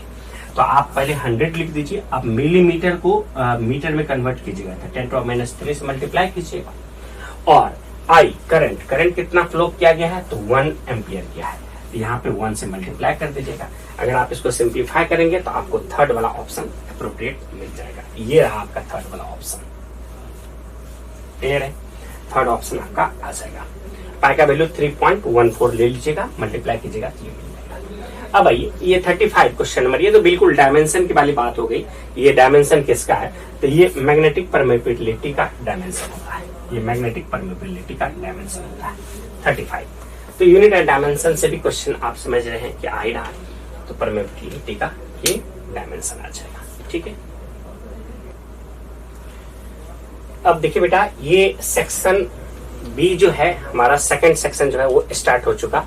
ठीक है, सेकंड सेक्शन का फर्स्ट क्वेश्चन जो है, टोटल 15 क्वेश्चन इसमें है। तो फर्स्ट क्वेश्चन जो है आप देख सकते हैं कैपेसिटर से रिलेटेड है। इसमें क्या किया गया कि एक कैपेसिटर है जिसकी कैपेसिटी आपको प्रोवाइडेड है C, जो कि 900 पिकोफैराड है, और इसको 100 वोल्ट कैपेसिटर से सेल से चार्ज कर दिया गया, और उसके बाद इस कैपेसिटर को डिस्कनेक्ट कर आइडेंटिकल कैपेसिटर के साथ कनेक्ट कर दिया गया पैरेलली। तो क्या कहा गया कि इस सिस्टम के अंदर कितना एनर्जी स्टोर होगा। तो बहुत ही सिंपल हो गया, जब इसे चार्ज किया गया होगा इस ईएमएफ से, तो इस पे चार्ज कितना आया होगा, तो Q equal to C into V, इतना चार्ज आ गया होगा इस पे, Q इक्वल टू CV। अब आइए, ये दोनों आइडेंटिकल है, तो बेटा इस पे भी हाफ चार्ज Q/2 अवेलेबल रहेगा और इस पे भी हाफ चार्ज Q/2 अवेलेबल रहेगा, क्योंकि आइडेंटिकल है तो दोनों equal amount of charge share कर लेगा। ठीक है, तो अब आप देखेंगे तो अगर हम एनर्जी फाइनल लिखेंगे तो Q/2 का स्क्वायर डिवाइड बाय 2C, और इसी को डबल कर दीजिए क्योंकि दोनों में equal amount of energy store है।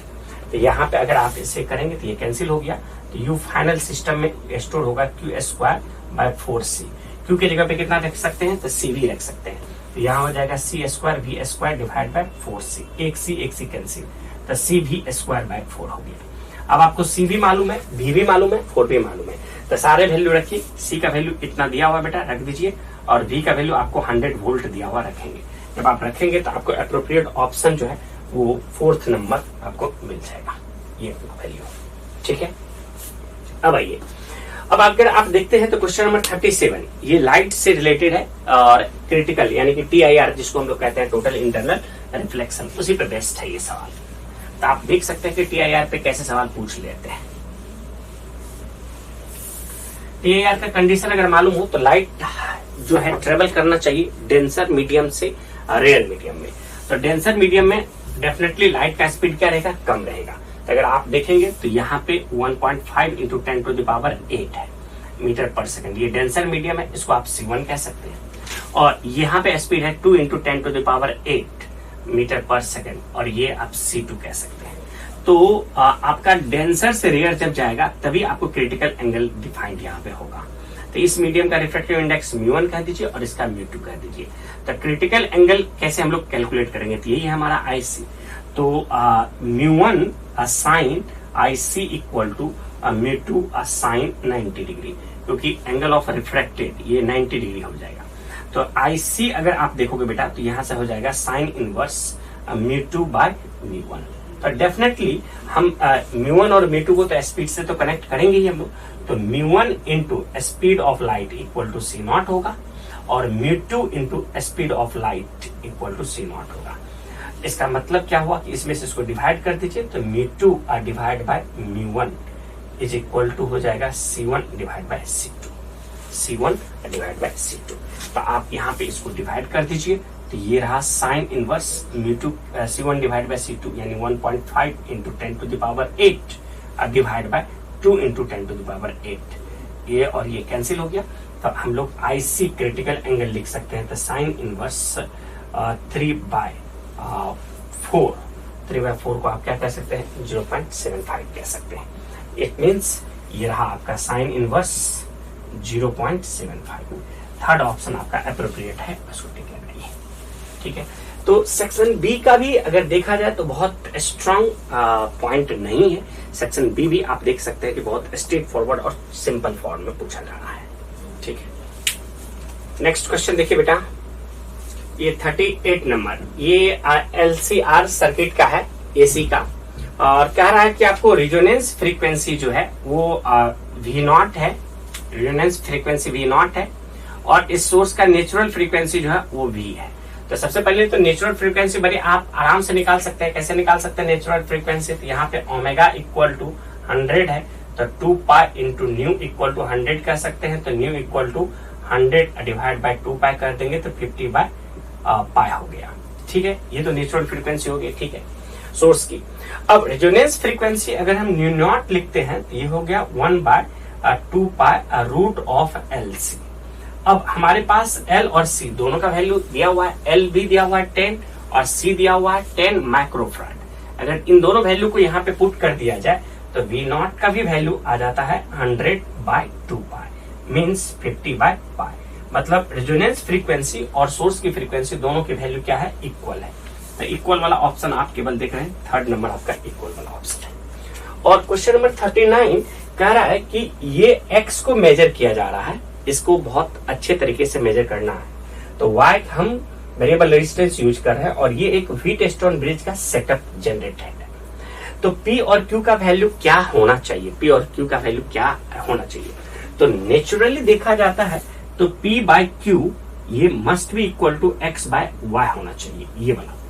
तो इस रेशियो से ये रेशियो पे डिपेंडेंट है। मतलब P और Q का अगर आप ऐसे देखेंगे तो आपको लगेगा कि इस P और Q के से ये इंडिपेंडेंट आ रहा है, कोई इसमें रिलेशन नहीं आ रहा है।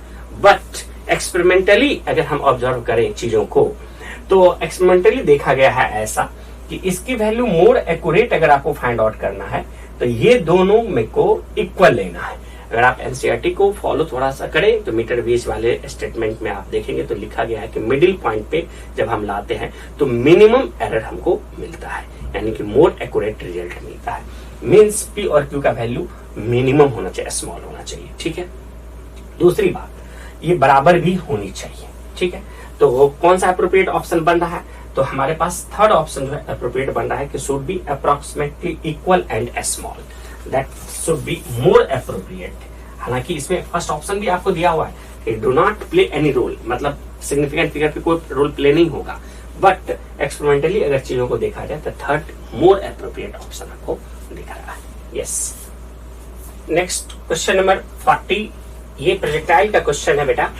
इसमें आप देख सकते हैं कि थोड़ी सी क्वेश्चन का स्टेटमेंट में चला कि ये किया गया है कि आपको एंगल जो दिया गया है वो वर्टिकल से दिया गया है।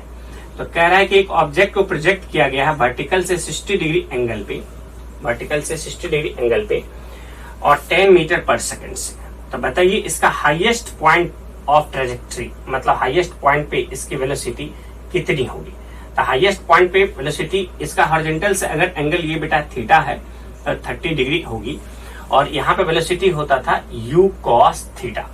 तो u का वैल्यू हो गया 10 और cos थीटा की जगह पे 30 डिग्री, इसका मतलब हुआ 5√3 मीटर पर सेकंड। थर्ड ऑप्शन करेक्ट हो गया। अब आइए 41 अगर आप देखेंगे तो कह रहा है कि एम्पियर सर्कुलर लॉ लगा करके एक स्टेट वायर है, इन्फिनाइट लॉन्ग है, तो उसमें मैग्नेटिक फील्ड का वेरिएशन किस तरह से होगा, उसमें मैग्नेटिक फील्ड का वेरिएशन किस तरह से होगा ये पूछा गया है। तो कैसे मैग्नेटिक फील्ड का वेरिएशन अगर आप देखेंगे तो इस तरह से था, ये रहा आपका सॉलिड कंडक्टिंग और थ्रू आउट इस सेगमेंट में करंट फ्लो कर रहा है, ये पूरी तरह से सॉलिड है। तो ये रहा आपका एक्सिस। तो इसमें हम लोगों ने देखा था कि लिनियरली इंक्रीज करता है और फिर ये डिक्रीज करने लगता है बाहर में, आउटसाइड, इस तरह से। तो ये रहा आपका magnetic field B versus R, ये डिस्टेंस। तो अंदर में magnetic field directly proportional to R और बाहर में मैग्नेटिक फील्ड जो होता है B inversely proportional to R। तो आउटसाइड द ये जो वायर है आपका सिलिंड्रिकल, इसके बाहर में डिक्रीज करेगा और अंदर में इंक्रीज करेगा, लिनियरली ये इंक्रीज करेगा।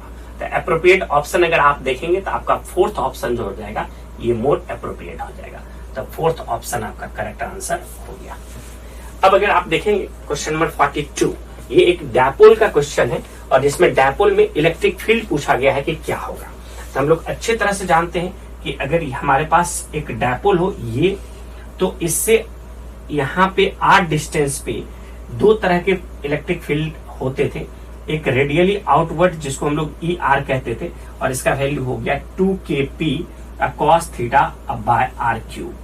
और परपेंडिकुलर कंपोनेंट भी अगर आप देखेंगे तो E पर थीटा परपेंडिकुलर था, इसका value kp sin theta by RQ। तो नेट इलेक्ट्रिक फील्ड जो होगा वो आपका 1 बाय RQ के डायरेक्टली प्रोपोर्शनल होगा। तो एप्रोप्रिएट ऑप्शन अगर इसमें देखा जाए तो ये थर्ड नंबर आपका मोर एप्रोप्रिएट ऑप्शन हो जाएगा। ये सारे क्वेश्चंस स्ट्रेट फॉरवर्ड कह सकते हैं, आप थ्योरेटिकल क्वेश्चन कह सकते हैं, सब आपके क्लास नोट से मिलेंगे बेटा। ये सब का सब ट्रैक किया जाता है। इस क्वेश्चन अगर आप देख रहे हैं तो आपको ये जो है हीट एंड थर्मोडायनामिक्स आप कह सकते हैं, बड़ा सा चैप्टर है, काइनेटिक थ्योरी ऑफ गैसेस, उसी से क्वेश्चन है ये आपका। तो 4.5 kg वाटर में एसटीपी पे वॉल्यूम क्या कह रहा है, तो पीवी इक्वल टू आप क्या कर सकते हैं एनआरटी, ठीक है। तो volume V equal to n R T divide by P, और एसटीपी पे P का वैल्यू मालूम है एंड नंबर ऑफ मोल आप निकाल सकते हैं। कैसे निकाल सकते हैं, तो 4.5 इंटू 10⁻³ ग्राम में कन्वर्ट कर दीजिए, और R का वैल्यू 8.31 ले लीजिए। टेम्परेचर आप स्टैंडर्ड T0 ले सकते हैं, जो T0 का वैल्यू 300 केल्विन आप कह सकते हैं अप्रॉक्स में, और एटमॉस्फेरिक प्रेशर 1 इंटू 10⁵ यानी ये कह सकते हैं। तो आप यहाँ पे 300 डायरेक्ट आप लिख सकते हैं। तो इसको सिंप्लीफाई करेंगे तो आपको अप्रोप्रिएट रिजल्ट मिल जाएगा, और आई थिंक इसके अकॉर्डिंग जो होना चाहिए था वो 5.6 मीटर क्यूब आपका आ जाएगा अप्रॉक्स में, ठीक है। अब आइए जो समझने वाली बात एक और नेक्स्ट क्वेश्चन में है, जो सिंपल पेंडुलम से रिलेटेड है। ये आप देखिए, कह रहा है कि दो पेंडुलम है, एक का लेंथ है 121 सेंटीमीटर और दूसरे का लेंथ जो है वो है 100 सेंटीमीटर। ये दोनों मीन पॉइंट पे है, और कह रहा है कि स्टार्ट एक ही समय में किया है। तो बताइए दोबारा कितने ऑसिलेशन के बाद ये लोग सेम फेज में फिर आएंगे। तो हम लोग जानते हैं कि टाइम पीरियड T जो होगा ये हो गया 2π√L/g। तो अगर हम T1/T2 लिखते हैं तो ये हो जाएगा √121 डिवाइड बाय 100। इसका मतलब T1/T2 is equal to 11/10। Means आप समझ सकते हैं कि T1 जो कि आपका 2π√L/g, तो जिसका लेंथ स्मॉल है, जिसका लेंथ स्मॉल है वो है 100 सेंटीमीटर वाला, और जिसका लेंथ लार्ज है वो है 121। तो आप इसको लार्ज कहेंगे और इसको स्मॉल कहेंगे। तो T1 ये आपका लार्ज है और डिवाइड बाय T2 ये रहा आपका स्मॉल, तो इसको स्मॉल कह दीजिए। ये हो गया 11/10। मीन्स क्या, इसको अगर आप देखेंगे तो 10 से मल्टीप्लाई कीजिएगा तो T1 large is equal to 11 into T2 small. मतलब स्मॉल जो है ये अगर 11 ऑसिलेशन कंप्लीट करेगा तो लार्ज 10 ऑसिलेशन अगर कंप्लीट करेगा तो दोनों का टाइम क्या होगा, इक्वल होगा। तो अगर आपसे पूछा गया है कि स्मॉलर जो है वो कितना ऑसिलेशन करे कि फिर से दोबारा ये लोग फेज में आ जाए, तो T इक्वल टू 0 पे स्टार्ट किया, तो स्मॉलर अगर 11 साइकिल कंप्लीट किया और लार्ज 10 करेगा तो फिर दोबारा ये सेम फेज में आ जाएगा। तो 11 आपके पास यहाँ पे ऑप्शन दिया हुआ है, स्मॉलर के लिए पूछा जा रहा है स्मॉलर कितने बार ऑसिलेट करेगा, ठीक है। अब आइए ये जो क्वेश्चन नंबर 45 है जो असर्शन और रीजनिंग पे बेस्ड है। तो अगर आप स्टेटमेंट देखेंगे बेटा, असर्शन जो लिखा हुआ है कह रहा है कि the stretching of A spring is determined by the shear modulus of the material of the spring. और ये सी बात है, किसी स्प्रिंग में अगर आप देखेंगे कि इलोंगेशन जो स्प्रिंग में होता है वो थ्रू आउट उसके सरफेस पे इलोंगेशन होता है। तो हम कह सकते हैं कि ये सारे के सारे सरफेस के अलोंग प्रोपगेशन होती है, ठीक है। सभी में इलोंगेशन टुवर्ड्स द सरफेस। तो कोई क्रॉस सेक्शन अगर आप लेते हैं तो सब पे ये आपको नॉर्मल आता हुआ महसूस होगा। तो स्टेटमेंट 1 असर्शन जो है करेक्ट हो गया। उसके बाद कह रहा है रीजन में कह रहा है एक coil spring of copper has more tensile strength than a steel. Steel का टेंसाइल स्ट्रेंथ ज्यादा होता है और कॉपर का लेस होता है। तो जो रीजन है वो गलत है और असर्शन जो है करेक्ट है।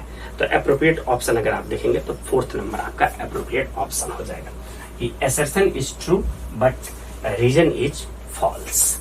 ये रहा आपका 45 का एक्सप्लेनेशन। नेक्स्ट क्वेश्चन नंबर 46 देखिए बेटा, इसमें क्या कह रहा है कि मैच द कॉलम 1 and 2।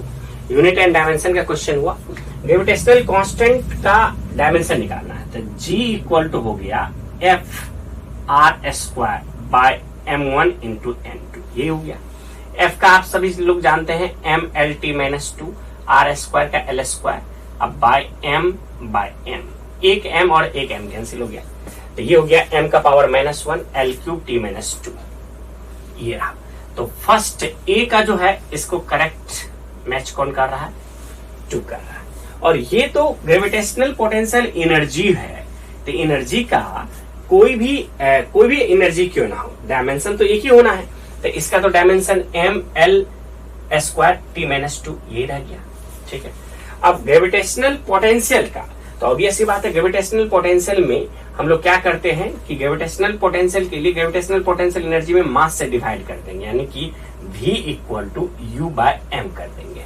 तो m कर देंगे तो हम लोगों को इसमें m से डिवाइड कर देंगे तो ये वाला वैल्यू मिल जाएगा, यानी कि इसका अप्रोप्रिएट ऑप्शन ये रहा। और लास्ट में ग्रेविटेशनल फील्ड इंटेंसिटी बचा तो इसका ऑप्शन ये रहा, ठीक है। तो a का कौन सा हो गया, a का हो गया सेकंड नंबर, और b का कौन सा हो गया, फोर्थ नंबर।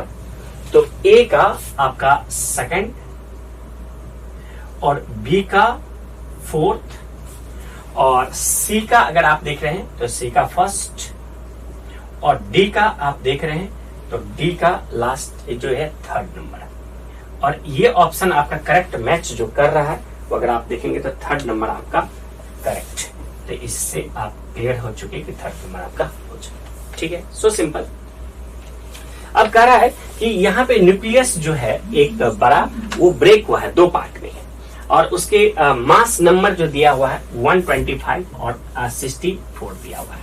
तो कह रहा है कि रेडियस का रेशियो निकालने के लिए तो R1/R2 का पावर 1/3 इक्वल टू हो गया A1/A2। अगर आप देखें तो यहाँ पे पावर 1/3 क्यूब कह सकते हैं आप, यहाँ पे क्यूब। तो यहां से क्या हो जाएगा बेटा, अगर आप देखिए तो आपको पता चलेगा कि 47 में R1 और R2 का वैल्यू चाहिए था। R1/R2 इक्वल टू A1 का जगह पे 125 और A2 के जगह पे डालेंगे 64, इसका पावर है 3।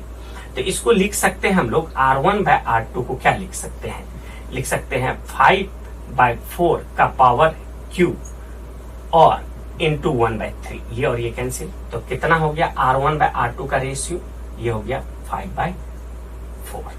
मतलब अगर मास नंबर देखते हैं और रेडियस, इसके बीच का रिलेशन होता है, तो A equal to mass number is equal to A0 कह सकते हैं इंटू R का पावर 1/3, इस तरह से, ठीक है। बहुतों जगह पे आप ये रिलेशन देखे होंगे, ठीक है ना। इसलिए एप्रोप्रिएट ऑप्शन कौन सा हो जाएगा आपका, 4 नंबर, 5:4, ठीक है। अब आइए, अब ये जो क्वेश्चन नंबर 48 है ये सिग्निफिकेंट फिगर का है। अगर आप देखते हैं तो लेंथ आपको प्रोवाइडेड है 55.3 और विड्थ प्रोवाइडेड है 25। तो एरिया अगर आप लेते हैं तो एरिया आपको वैल्यू मिल जाएगा कितना, 55.3 इंटू 25। लेकिन ध्यान रखना है कि सिग्निफिकेंट फिगर कितना होना चाहिए, 2 ही होना चाहिए सिग्निफिकेंट फिगर। तो अप्रॉक्स में राउंड अप करके आपको रिजल्ट लिखना है, तो राउंड अप करके लिखेंगे तो 14 इंटू 10⁻², इसको मल्टीप्लाई करेंगे तो ये वाला वैल्यू आपको मिल जाएगा। ये रहा आपका फर्स्ट वाला ऑप्शन, इसके लिए करेक्ट हो जाएगा, ठीक है। नेक्स्ट क्वेश्चन नंबर 49 देखिए ध्यान से बेटा, इसमें ये लॉजिक गेट का सवाल है। इसमें आपसे कह रहा है कि ट्रूथ टेबल बताइए कि 4 जो ऑप्शन दिया हुआ उसमें से कौन करेक्ट ट्रूथ टेबल है। तो आप देखिए क्या यहाँ पे मिलेगा, यहाँ पे सिंपली आपको A आ जा रहा है और यहाँ से B आ जा रहा है, तो ये मिल गया AB का बार। यहाँ पे देखिए A बार आ गया और ये B है, तो यहाँ मिलेगा A बार B का बार, और ये दोनों एंड करके C आया, तो C क्या मिला, तो A B का bar into A bar B का बार, यही रहा C, एंड गेट है ये। तो आप इसको थोड़ा सिंप्लीफाई कर देते हैं, तो A bar plus B bar into ये हो जाएगा A bar bar plus B बार, तो ये हो जाएगा A bar plus B bar into ये हो गया A प्लस B बार। अगर आप देखेंगे बेटा तो इसको इससे मल्टीप्लाई कीजिए, A bar A plus A bar B bar plus B bar A plus B bar B बार, ये तो 0 हो गया। तो आपका यहाँ पे क्या हो गया, A bar B bar plus B bar A plus B बार, सब में बी बार कॉमन ले लीजिए, बी बार कॉमन ले लेते हैं तो ए बार प्लस ए प्लस 1, ये ऑलवेज 1 रहेगा बेटा। तो ये हो गया सिंपली बी बार। मतलब अगर आप देख रहे हैं तो आपका आउटपुट क्या है, जो बी है उसका बार होना चाहिए, तो बी है उसका बार। अगर आप देखें तो फोर्थ ऑप्शन में ए और बी और सी आपका दिया हुआ है, ये दिया हुआ 0 0 0 1 1 0 1 1 0 1 1, तो इसी बी का बार होना चाहिए। तो ये 1 होना चाहिए, ये आपका 0 होना चाहिए, ये 1 होना चाहिए और ये 0 होना चाहिए। तो ये रहा अप्रोप्रिएट ऑप्शन, तब फोर्थ नंबर आपका करेक्ट हो गया। अब आइए, ये जो है ये मैग्नेटिक फील्ड में किसी करंट कैरिंग वायर को हम मोशनल ईएमएफ से रोटेक्ट करवाते हैं तो उसके अंदर ईएमएफ इंड्यूस होता है। तो उस ईएमएफ का वैल्यू जो होगा मैक्सिमम, उसकी value B S into omega होगा। तो अगर हम लोग करंट लिखेंगे, current I equal to E maximum divide by R resistance, इसका मतलब हुआ B S omega by resistance.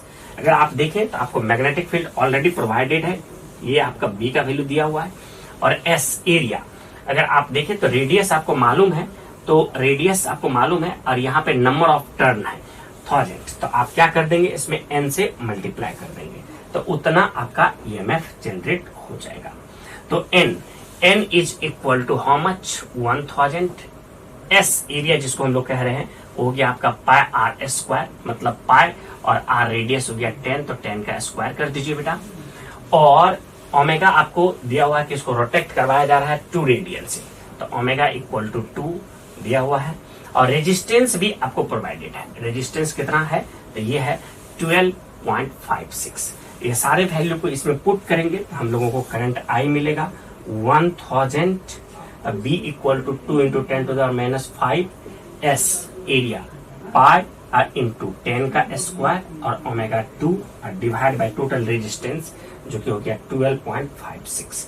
इसको सिंप्लीफाई करेंगे बेटा तो सभी का सभी कैंसिल हो जाएगा और आपका वैल्यू 1 एम्पियर आ जाएगा। तो मैक्सिमम करंट जो जनरेट होगा वो 1 एम्पियर होगा, और इसके हिसाब से आपका ऑप्शन कौन सा करेक्ट हो जा रहा है, फोर्थ ऑप्शन करेक्ट हो जा रहा है। अगर हम देखें ये ओवरऑल टोटल क्वेश्चन को, तो ये क्वेश्चन इस पॉइंट पे काफी ज्यादा क्लियर है क्वेश्चन पेपर कि अगर बच्चों का सिलेबस पूरा कवर होना चाहिए, अगर सिलेबस कवर नहीं होगा तो क्वेश्चन छूटने का चांस होगा। और क्वेश्चन बहुत बेसिक से आया हुआ है, क्वेश्चन बहुत ही सिंपल है और फोकस होना होगा। अगर कहीं पे भी कैलकुलेटिव तो बिल्कुल क्वेश्चन को नहीं कहा जा सकता है, इस बार का क्वेश्चन बिल्कुल कैलकुलेटिव नहीं है, बहुत इजी है, तो बेटा आप इसको आराम से कर सकते हैं। चलिए, तो मुझे उम्मीद है कि इस सॉल्यूशन से आप सभी लोगों को बहुत ही हेल्प मिलेगा और आप अपने स्कोर को बहुत अच्छे तरीके से चेक कर लेंगे। और मेरा आप सभी लोगों के साथ बेस्ट विशेष है, आप सभी लोगों को बहुत अच्छा कॉलेज मिले और आप अपने कॉलेज जो आपका ड्रीम है वो कंप्लीट हो। इसके साथ ही बेटा आज का क्लास यहाँ पे ये जो डिस्कशन वाला टेस्ट सेशन ये ओवर हुआ। Thank you very much.